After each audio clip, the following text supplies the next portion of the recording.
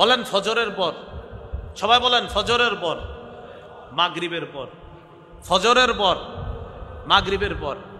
এই কথাটা 3 বার বলেন। বলেন ফজরের পর, আবার মাগরিবের পর, ফজরের পর। বলেন কুল হু আল্লাহ 3 বার, ফালাক 3 বার, নাস 3 বার। তাহলে বলেন তো কুল হু আল্লাহ, ফালাক, নাস কোন 2 ওয়াক্ত নামাজের পরে 3 বার 3 বার পড়ব? রইল আর কয় ওয়াক্ত? কোন 3 ওয়াক্ত?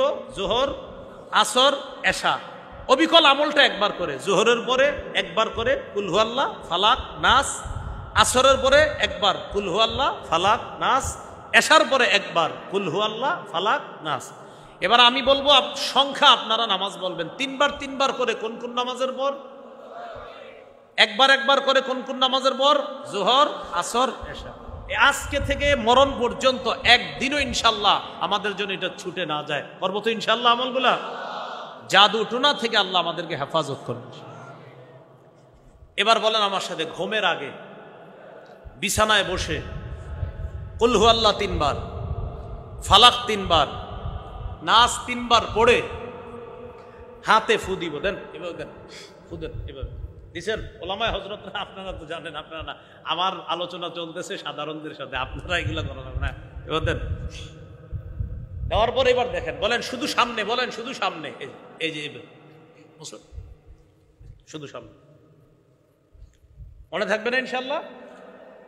তাহলে 3 বার 3 বার আমলটার সময় পেলাম, 3 বার 3 বার 3 বার, ফজর, মাগরিব আর হলো বিছানায়, ফজর, মাগরিব আর হলো বিছানায়, ঘুমের আগে।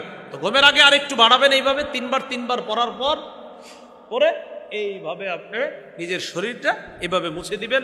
এখন বাসায় যাওয়ার পর দেখবেন আপনার ছোট বাচ্চাটা, ছেলে মেয়ে ঘুমায় রয়েছে, বিবিরে এখনই মেসেজ দিয়ে দেন বা ফোনে বলে দেন, তুমি তাড়াতাড়ি আমার ছেলে মেয়েকে, ওরা তো পারে না, তুমি পরে তাদের শরীরে ফু দাও।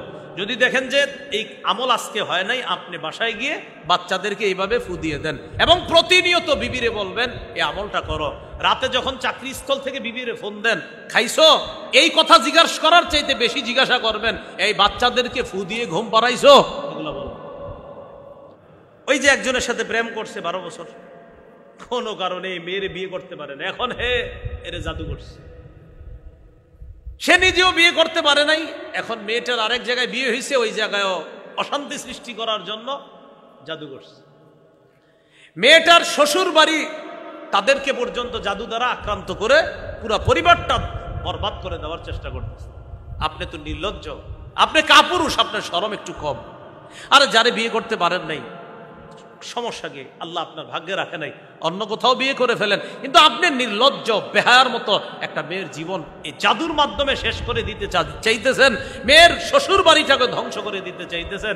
আপনি নিজের বীর পুরুষ ভাবলেও আল্লাহর কসম আপনি কাপুরুষ, আপনি নির্লজ্জ, আপনি বেহায়া। কেন আপনি এইভাবে একটা জাদুর মাধ্যমে একটা পরিবার শেষ করে দিতে চান? দুনিয়া ধ্বংস করলেন, আখিরাত আপনি ভাবেন যে আপনি খুব বীর পুরুষ, গোড়ার ডিমের পুরুষ। আপনি বিয়ে করতে পারেন না তো শেষ, খালাস। কেন আপনি জাদুর মাধ্যমে আবার পরিবার ধ্বংস করবেন?